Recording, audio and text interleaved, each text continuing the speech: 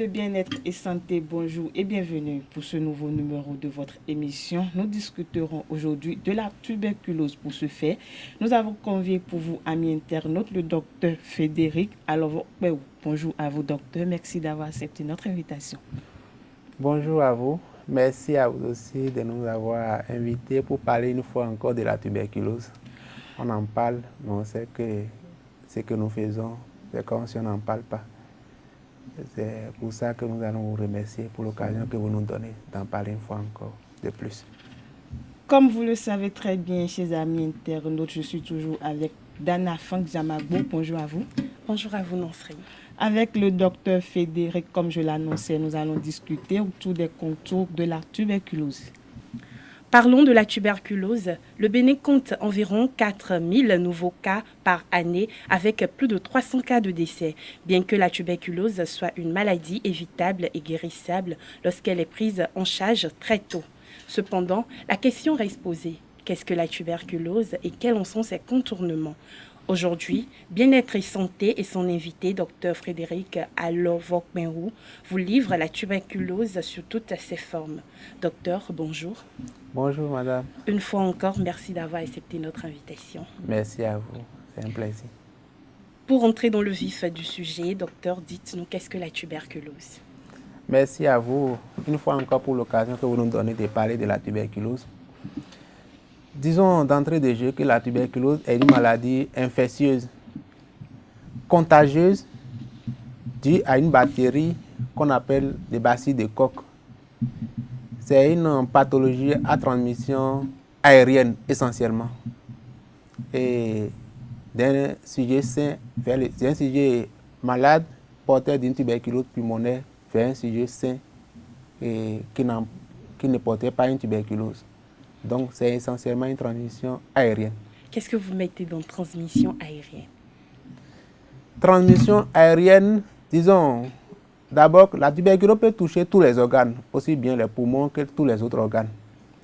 Mais la forme la plus contagieuse, c'est la tuberculose pulmonaire. Le sujet qui tousse, qui héberge la forme pulmonaire de la tuberculose, qui tousse, en toussant, il va cracher assez de bacilles. Et ces bacilles vont rester en suspension dans l'air. Les sujets qui sont dans son entourage immédiat peuvent inhaler. Et en fonction de leur terrain, c'est-à-dire soit il était diabétique, soit de leur terrain, qu'il avait un facteur qui faisait qu'il avait une immunodépression, il peut développer la maladie immédiatement, comme il peut développer la maladie des années plus tard. Donc c'est le sujet malade en toussant, en crachant, en parlant, en éternuant, peut émettre des bacilles en l'air. Et les sujets qui sont dans son environnement immédiat pourront inhaler et ils vont développer la maladie. Soit ils pourront développer la maladie immédiatement, soit ils vont développer plus tard. Soit leur organisme, parfois, ce qu'on rencontre le plus souvent, peut être, si l'organisme est immunocompétent, l'organisme peut neutraliser le germe et ils ne vont jamais développer la maladie. Mais la seule transmission qui est responsable, qu'on connaît le plus, c'est la transmission aérienne. Il y a d'autres formes de transmission, mais nous n'allons pas en parler ici. Il faut garder surtout la transmission aérienne. De façon générale, qu'est-ce qui cause la tuberculose? Tel que je vous ai dit, la tuberculose est causée par une bactérie qu'on appelle le bacille de Koch. Oui, il n'y a que cette bactérie ou il y a d'autres causes? Il n'y a pas d'autres causes. Il n'y a pas d'autres causes. C'est la bactérie, le bacille de Koch qui est responsable de la tuberculose. C'est vrai qu'on entend plusieurs choses, mais il faut faire fi de ces informations. Gardez que c'est uniquement le bacille de Koch qui est responsable de la tuberculose. Quelles sont les manifestations ou symptômes de la tuberculose? Qu'est-ce que nous pouvons retrouver chez une personne et détecter en même temps que cette personne la tuberculose? La tuberculose. Tel que je vous ai dit, la tuberculose peut toucher tous les organes. Mais dans plus de 80% des cas, c'est les poumons qui sont touchés. Ce qui suppose que, en fonction de l'organe touché, celui qui a la tuberculose va présenter les symptômes qui vont avec l'organe touché. Donc, comme c'est la tuberculose pulmonaire qu'on rencontre dans la majeure partie des cas, nous allons parler des signes ou bien des symptômes que pourrait présenter celui qui présente une tuberculose pulmonaire d'abord. Donc, quelqu'un qui a une tuberculose pulmonaire, ce qui va attirer l'attention le plus souvent, c'est une toux. Une toux qui commence par traîner dans le temps. C'est-à-dire une toux qui a déjà duré 2 semaines, voire 3 semaines, ça devrait attirer l'attention de l'entourage, de la personne même ou bien de son entourage. Attention, ça pourrait être la tuberculose. Ce n'est pas parce que je mange bien, je suis bien portant que je ne pourrais pas faire la tuberculose. Il ne faut pas dire, moi je ne peux pas faire la tuberculose, malgré qu'on a une toux qui traîne dans le temps. Ça peut être une tuberculose. Donc en dehors de la toux, on peut avoir d'autres symptômes, signes. Donc en dehors de la toux, la personne peut présenter une fièvre qui traîne dans le temps. Il peut avoir un amaigrissement qui commence par traîner. Un amaigrissement, c'est une perte de poids qui commence par traîner dans le temps. Il peut avoir d'autres signes tels que, je vais dire, une fatigue qu'on ne maîtrise, qu'on ne comprend pas. La personne va transpirer beaucoup la nuit, ou bien il va cracher assez de sang, que nous appelons une hémoptysie. Il va cracher assez de sang. Il peut devenir, si ça traîne dans le temps, là, nous ne souhaiterions pas avoir des sujets à ce stade-là. Il peut commencer par avoir des difficultés à respirer. Mais avant d'en arriver là, c'est qu'il a traîné avec sa maladie. À quel moment est-ce que les symptômes que vous venez de lister apparaissent sur l'homme? Il n'y a pas un moment précis. Tel que je vous ai dit, après avoir inhalé les bacilles de coq, le sujet peut développer la maladie. En même temps, comme il peut développer la maladie des années plus tard. Ce qu'il faut garder à l'esprit, c'est que si on commence par avoir une toux qui commence par traîner dans le temps, cette toux peut être accompagnée des autres symptômes que je vous ai énumérés là. Comme ça peut ne pas être accompagné. Mais une toux qui traîne dans le temps, ça devrait attirer l'attention pour consulter dans un centre le plus proche où on fait le dépistage de la tuberculose. On peut ne pas faire le dépistage de la tuberculose dans ce centre-là. Mais si c'est un centre, n'importe quel centre de santé où il y a un agent de santé, tous les agents de santé normalement sont formés par rapport aux signes ou bien symptômes que pourraient présenter, qui pourront faire suspecter la tuberculose. Là, il consulte, l'agent va suspecter la tuberculose et demander les examens appropriés pour le dépistage. Mais est-ce que toutes les toux nécessitent un contrôle médical? Une toux qui commence par traîner dans le temps, il faut aller dans un centre de santé. Avant de bien vouloir aller dans un centre de santé, il faudrait que la toux traîne dans le temps. Non, pas nécessairement, parce qu'une toux, si tu as déjà fait 1 semaine, et nous ne dirions pas d'aller d'aller faire une automédication. Il faut mieux se rapprocher d'un agent de santé. Ça peut être un agent de santé ou bien ça peut être un hôpital pour aller faire une consultation. Ce n'est que l'agent de santé qui va vous orienter, oui, c'est telle chose, oui, ça peut être la tuberculose, comme ça peut être toute autre chose. Hein. Tout n'est pas égal à la tuberculose. Vous voyez un peu. Donc, on parlait des signes. Donc, je disais que la tuberculose peut toucher essentiellement les poumons. Et nous avons parlé des signes de la tuberculose en ce qui concerne les poumons. Mais les autres organes peuvent être touchés. Donc, je ne vais pas me mettre ici à énumérer tous ces signes qui vont avec les organes en question. Mais tous ces organes, si la tuberculose touche les organes, ils ont des signes en commun. C'est-à-dire, un amaigrissement qui commence par traîner dans le temps, ça devrait attirer l'attention. Il faut se rendre à l'hôpital pour voir si ce n'est pas la tuberculose par hasard. Ça peut être autre chose, mais allez explorer. Quelqu'un qui commence par transpirer beaucoup la nuit, ça fait partie des signes de la tuberculose. Une fièvre qui commence par traîner, qu'on ne comprend pas. S'il faut se rendre à l'hôpital, ça peut être la tuberculose, comme ça peut être autre chose.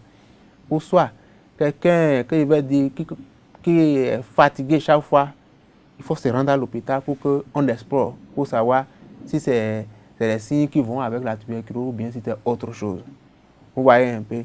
Mais s'il y a quelque chose à garder à l'esprit, c'est une toux qui commence par traîner dans le temps, il faut aller tester pour voir si ce n'est pas la tuberculose par hasard. Parlons du test de la tuberculose. Comment est-ce que vous faites le traitement de la tuberculose? D'abord, avant d'en arriver au traitement, peut-être nous allons parler du dépistage. Le dépistage, c'est gratuit. Il a un programme de lutte contre la tuberculose. Il y a un programme de lutte contre la tuberculose au Bénin qui est dénommé le PNT. Et le PNT a une organisation pyramidale au niveau central, intermédiaire, périphérique, où on a des centres que nous appelons des centres de dépistage et de traitement de la tuberculose. Dans ces centres-là, le programme a positionné des appareils et des réactifs pour le dépistage de la tuberculose. Ouais. Donc, quelqu'un qui présente des signes ou bien des symptômes qui pourront faire évoquer la tuberculose, si se rend dans ces centres-là, le dépistage est gratuit. Si c'est une suspicion de tuberculose pulmonaire des poumons, si on se rend dans ces centres, la personne va donner ses crachats qu'on va analyser. Déjà le lendemain, on pourrait déjà avoir les résultats et le dépistage est gratuit. C'est à 0 francs. La prise en charge aussi, si nous en venons là, la prise en charge et le traitement de la tuberculose, le traitement est gratuit, du début jusqu'à la fin. Et c'est un traitement à base de médicaments que nous utilisons, que l'État a payé et mis à disposition des centres que le programme a identifiés et il a déposé ces médicaments-là. Ces médicaments sont-ils des antibiotiques ou ce sont des médicaments spécifiques? Ce sont des antibiotiques, mais c'est une association d'antibiotiques qu'on ne trouve pas sur le marché. C'est-à-dire, c'est l'État qui paye. Il y a des circuits formels où on paie ces médicaments. Il ne faut pas avoir la suspecté la tuberculose. Ce n'est pas disposé au niveau des pharmacies. C'est payé par les biais d'une organisation et l'État a mis ça à disposition, a déposé dans ces centres spécifiques qu'on appelle les centres de dépistage et de traitement de la tuberculose. Et c'est ces centres-là maintenant, dès le dépistage d'un cas, comment le traitement, ils sont habilités à donner les médicaments et tout est tracé. Alors, Oui. docteur, à part la prise des antibiotiques, y a-t-il d'autres préventions partielles pour le traitement de la tuberculose? Bon, la prévention, si nous allons revenir à la prévention de la tuberculose, il faut revenir d'abord au vaccin qu'on fait à la naissance, qu'on appelle le BCG, qui est un vaccin qu'on fait sur les enfants pour éviter les formes graves de la tuberculose. Ça n'empêche pas de faire la tuberculose, on devrait garder ça à l'esprit. C'est un vaccin qu'on fait pour éviter que les enfants ne fassent les formes graves de la tuberculose. L'autre chose, moyen de prévention, dès le dépistage d'un cas, Oui. normalement, ce n'est même pas dépistage normalement. Autant que nous sommes, nous devons avoir une hygiène de la toux, en sachant qu'il ne faut pas tousser en l'air. Oui. On a dit tout à l'heure que la seule voie, la voie majoritaire de transmission, c'est la voie aérienne. Aérienne. Et c'est là que la personne tousse, éternue, écrase les bacilles en l'air, il pourrait contaminer son entourage. Donc, avant d'éternuer, il faut se protéger le visage ou bien c'est la bouche et les narines. Carrément dans le creux. Dans le creux du cou, ou bien avoir un mouchoir et protéger avant de tousser. En parlant des formes graves de la tuberculose, quels sont les différents types de tuberculose que nous avons? Tel que vous avez dit, nous avons la tuberculose des poumons, Oui. et la tuberculose que nous appelons ça la tuberculose pulmonaire. La tuberculose que tous les autres organes, nous appelons ça la tuberculose extra-pulmonaire, c'est-à-dire extra-pulmonaire. Tel que vous êtes, ça peut toucher l'enveloppe qui entoure les poumons, ça peut toucher l'enveloppe qui entoure le cœur, les gonades, ça peut toucher tout, même le cerveau, ça peut toucher. Donc, mais certaines personnes peuvent faire une forme grave dès le début, en même temps, c'est-à-dire une forme disséminée de la tuberculose. Ça touche les poumons, ça touche tous les autres organes en même temps. En même temps. Vous voyez un peu, c'est ça. C'est ça que je pourrais dire par rapport à la tuberculose. Mais d'autres choses, la tuberculose, vous avez dit, il y a des facteurs qui favorisent. Ce qui fait que si ça touche quelqu'un qui a qui a le VIH, pour nous déjà, c'est déjà grave. Car il y a des éléments qui affaiblissent, il y a un élément qui affaiblit l'immunité. Si les deux s'associent, ça constitue pour nous déjà une forme grave de tuberculose. Vous voyez un peu. Oui. D'autres choses, la tuberculose peut toucher. Si ça vient chez un enfant, pour nous, c'est déjà grave déjà chez l'enfant parce que l'enfant n'a pas encore la capacité de se défendre contre les microbes. Donc, il faut qu'on les dépiste tôt pour les traiter.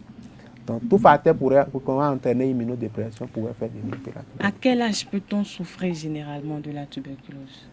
Même le nouveau-né, il peut naître avec la tuberculose. Par contre, on peut avoir une transmission materno-fétale. Ok. C'est une forme rare. C'est rare, on n'en a pas. Donc, pour vous dire quoi, même du premier jour, de son jour de naissance jusqu'à l'âge, à un âge, on peut faire la tuberculose. La tuberculose n'a pas d'âge. Oui. Tout à l'heure, vous avez parlé du dépistage. Alors, quelles sont les chances de survivre d'une personne souffrant de la tuberculose?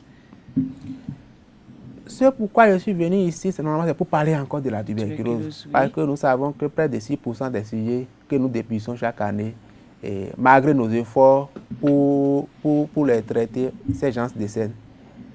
Vous voyez un peu. Les chances de suivi, c'est si quelqu'un dès les symptômes, les premiers symptômes, il faut se rendre dans les centres de santé pour se faire dépister, pour être mis sous traitement à temps. Si on est mis sous traitement à temps, on a, dans la majeure partie des cas, nous guérissons ces gens-là. Okay. Mais si on tarde avant d'aller à l'hôpital pour se faire dépister, c'est vrai, les efforts peuvent permettre à ce qu'on vous sauve, mais vous pouvez garder des séquelles pour le reste de votre vie. Vous pouvez garder des séquelles de la tuberculose pour le reste de votre vie. Ce qui est difficile, nous parlons de la deuxième carrière de la tuberculose. La personne, on l'a guéri effectivement, mais du fait des lésions générées, il va traîner peut-être une incapacité, une insuffisance respiratoire pour le reste du temps, une infection, petites infections à répétition. Ça, ce n'est pas bien. Dans votre intervention, vous avez dit que la tuberculose est une maladie contagieuse. Alors, une personne souffrant de la tuberculose, comment se comporte-t-elle ou t-il dans son entourage? Une personne souffrant, parce qu'avant de venir déjà à l'hôpital, il ne sait pas si c'est la tuberculose qui l'amène. Toute personne qui tousse doit protéger sa bouche et ses narines avant de tousser. Et encore, quelqu'un qui est dépisté encore doit protéger ses narines et sa bouche avant de tousser. C'est la seule manière d'éviter la transmission vers celui qui est à côté de toi. Quelqu'un qui fait la tuberculose n'est pas quelqu'un à mettre de côté. Parce qu'avant de venir pour se faire dépister, il était resté en communauté. Si on dit qu'on va l'isoler, c'est qu'il avait déjà, une fois qu'il est dépisté, ça constitue déjà une charge émotionnelle pour lui. Si on va l'isoler encore, on aggrave sa situation. Mais le laisser parmi les autres ne met pas les autres en phase. Pas du tout. On a dit la seule voie de transmission aérienne. Il suffit de le sensibiliser à protéger sa bouche avant de tousser. Et tout rentre dans l'autre. Mais quand quelqu'un qui a la tuberculose, est-ce que cette personne peut manger avec une cuillère et les autres mangeront avec? Aucun souci. Pourquoi? Pourquoi? On a dit c'est en inhalant le germe. Ce n'est pas comme... Juste en inhalant. Ce n'est pas comme le VIH-Sida, l'hépatite B, l'hépatite C, et qui se transmettent. Le VIH-Sida ne se transmet même pas par la salive, non. C'est les hépatites qui ont une transmission par la salive. Donc, il ne faut pas faire ça, il ne faut pas l'isoler. Nous, on dit toujours la tuberculose c'est guéri. Certaines personnes ne devraient pas venir dans les centres montrer la tuberculose. Nous serions chaque fois, on dit que la tuberculose, il a déjà pris son temps à rester en communauté avant de venir ici. Dès qu'il est mis sous traitement, normalement, déjà au bout de 2 semaines, il supprime sa charge, normalement, il n'est plus contagieux à partir de 2 semaines. Quelles sont les actions qui sont proscrites pour une personne tuberculeuse? Je n'ai pas bien compris votre question, s'il vous plaît. Quelles sont les actions qui sont proscrites pour une personne non tuberculeuse? Et pour une personne tuberculeuse, on entend souvent dire que celui ou celle qui a la tuberculose ne doit pas fumer, ne doit pas prendre de l'alcool. Est-ce que c'est vrai? Oui. Ce n'est même pas réservé uniquement à celui qui a la tuberculose. Autant que nous sommes, on sait que le tabagisme, l'alcoolisme affaiblit les éléments de défense de l'organisme. On sait que la tuberculose, généralement, survient sur un terrain immunodéprimé, qui est un terrain faible. Si on devrait revenir à ça, quelqu'un qui fume, c'est-à-dire qui est un tabagique chronique, un alcoolique, a une faiblesse de son immunité. Et dès que la batterie, il inhale, facilement, lui peut faire la maladie que toute autre personne. Donc il est plus exposé. C'est plus facile pour ces gens de développer la maladie, c'est l'exposition, que toute autre personne. Vous voyez, c'est comme quelqu'un qui a le VIH, facilement il fait faire les formes graves de la maladie. Donc, je ne dirais pas que c'est réservé uniquement pour les tuberculés, pour les sujets faisant la tuberculose, mais c'est réservé pour toute autre personne. C'est vrai que pour eux, ils doivent l'éviter encore davantage. Mais à part ça, la cigarette et l'alcool, y a-t-il autre chose qui soit interdite à une personne tuberculeuse? À une personne tuberculeuse, c'est... Peut-être dans le manger, dans les comportements. Pas d'aliments, pas d'interdit alimentaire, non, pas d'interdit alimentaire. Il peut prendre tout ce qui lui tombe sur la main. Il peut prendre tout. La seule chose qu'on déconseille généralement, c'est d'éviter de prendre les boissons caféinées à cause des interférences de ces éléments avec le traitement. Le café. avec le traitement, d'éviter les collages. C'est tout de la caféine que ça contient, d'éviter les interférences, surtout avec les médicaments que nous donnons, qui prennent au cours du traitement. Amis internautes, nous tendons vers la fin de notre émission. Alors, docteur, quels sont les conseils pratiques que vous avez à donner à l'endroit des personnes souffrant de la tuberculose? Merci à vous. Moi, je voudrais commencer d'abord à ceux qui ne savent déjà pas que ce qu'ils présentent, d'abord c'est la tuberculose. Tout sujet qui tousse doit se rendre immédiatement dans un centre le plus proche, qui ça commence par traîner 1 semaine, 2 semaines, voire 3 semaines, le plus proche, pour s'assurer que ce n'est pas la tuberculose. Parce que la tuberculose, c'est une maladie curable. En 6 mois, on en finit déjà avec, dans la majorité des cas.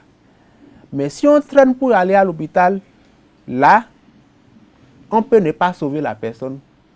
Ou soit, on va te sauver, mais tu vas traîner tout le reste de ta vie avec des séquelles qui sont aussi difficiles à gérer. Donc, il ne faudrait pas penser que la tuberculose n'est pas réservée à une couche donnée ou bien à une frange donnée de la population. Tout sujet, malgré notre aisance, se rend à l'hôpital. La tuberculose, ça peut t'attaquer. Oui. Dès que tout commence par traîner dans le temps, il faut se rendre à l'hôpital le plus proche. C'est vrai que c'est à cause de ça que nous louons, parce que récemment, j'ai été dans une maison proche de Lazare et je me suis rendu compte qu'il y a un tuberculeux une personne qui toussait depuis plus de 3 mois environ, n'était pas venu à l'hôpital. N'était pas venu à l'hôpital. Je me suis dit, ça veut dire qu'il reste encore beaucoup de choses à faire. Peut-être qu'il n'était pas au courant de l'information. Je l'ai dit fortuitement, il faut venir le lendemain. C'est peut tester. Effectivement, c'était la tuberculose. C'était la tuberculose. Donc, il a encore l'urgence. Et l'urgence, la tuberculose ne doit pas être l'affaire du malade seul, parce que c'est l'affaire de la communauté. Quelqu'un qui est à côté de nous, qui commence par tousser, qui commence par traîner dans le temps, on doit le sensibiliser. Et qu'il est déjà parti pour s'assurer à l'hôpital, pour s'assurer que ce n'est pas la tuberculose par hasard. Je voudrais demander quelque chose. Est-ce que dans tout hôpital, on peut se faire traiter, on peut se faire diagnostiquer la tuberculose? À ce jour, le programme a fait 89 centres de dépistage et de traitement de la tuberculose répartis sur toute l'étendue du territoire national. Pour ne pas lister tout, les centres de santé que nous avons dans nos environnements connaissent les centres-là de dépistage et de traitement de la tuberculose. Dès qu'on se rend dans un centre de santé, à côté, et l'agent qui est là, on suspecte la tuberculose, il va demander l'examen et l'orienter vers le centre le plus proche pour le dépistage. À Cotonou, à Cotonou, nous avons Lazare qui est un centre de dépistage et de traitement de la tuberculose. Nous avons le centre de santé, l'hôpital Saint-Louis. Nous avons l'hôpital Bethesda qui est à côté. Et à Cotonou, il y a le centre de santé à Ilawadje, où on peut faire les dépistages et les traitements de la tuberculose. Gratuitement, du début jusqu'à la fin. Oui. Les médicaments sont gratuits du début jusqu'à la fin. C'est vrai. La prise en charge aussi, pas de frais de consultation. Pas de frais de consultation. Le premier jour que la personne est venue, on suspecte la tuberculose, on demande, c'est gratuit. Le lendemain, il a son résultat. Et dès que c'est confirmé, il enclenche le processus de suivi.